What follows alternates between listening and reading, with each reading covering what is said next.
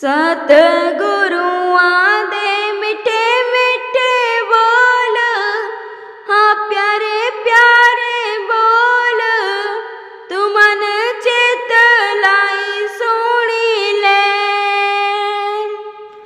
सतगुरु सतसंग विच आंदे, प्रवचन सुनांदे, तू मन चित लाई सुनी ले।